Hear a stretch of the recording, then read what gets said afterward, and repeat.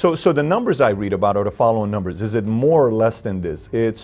He killed the presidential candidate, that's one. Luis Carlos Galan. He killed the Minister of Justice. Laura right? Bonilla. He killed the Attorney General, okay? He killed, some numbers say 1,000 cops, some numbers say 3,000 cops. I think his son, Sebastian Marroquin, AKA Juan Pablo Escobar, said, my dad in 1 week killed 500 cops. This is his son saying this, that in 1 week he killed 500 cops.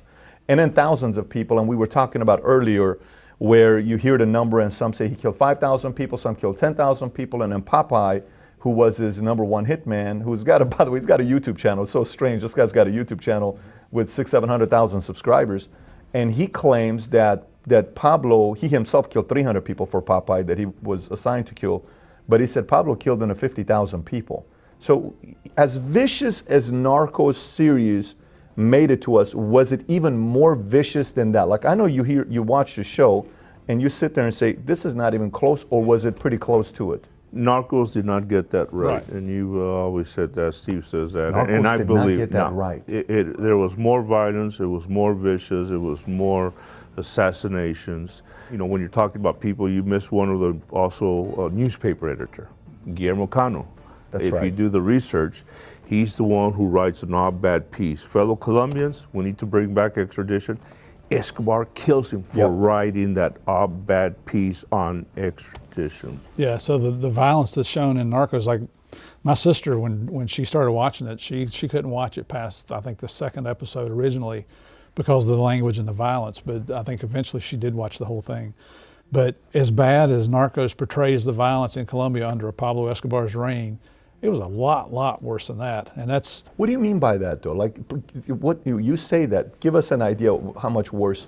Because it doesn't get any worse than some of the stuff he's doing. And if you go back, look at the car bombs. That's where I always tell people, the car bombs. And you know what? We had never, what's a car bomb? I've never heard. You know, I mean, you see it, you know, you used to see it up, in other parts of the world. But then, you know, when you were putting them on a daily basis, 10, 15 car bombs on a daily basis, shopping centers. That to me was an all-out, I don't care who dies. This is my war on Colombia and really the rest of the world, on us too, on the United States.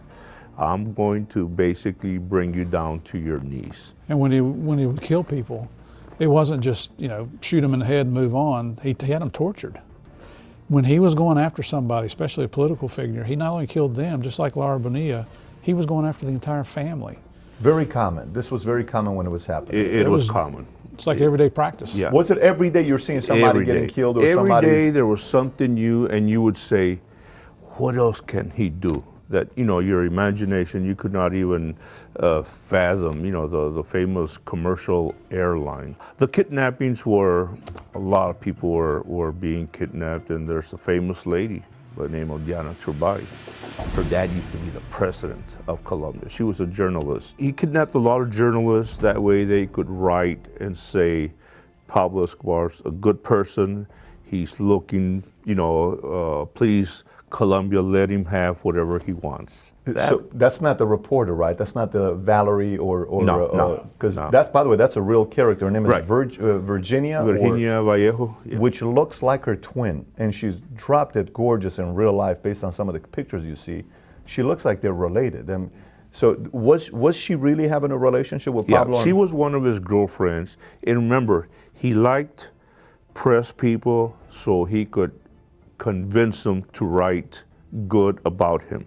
That's why he wanted all the Not much has changed from today. Today, business people buy press companies so they can write good things about them. So not much has changed. So if Pablo didn't cross the line with that and he was in business, and his style of doing business wasn't to kill people, except put competition out of business, how good would have Pablo done in business as a CEO? I just don't want to give the guy credit. I know you don't. So you tend to think that he probably would have done a good job in a legal business, but his business model is based on violence. You can't employ that in a legal business and be successful. So I don't know. I just don't want to give him credit and say, yes, he would have been successful. So I will say it, if he would have been the guy so litigious, he'd be suing everybody to find his way getting to the top. I can see that possibly taking place. You're right.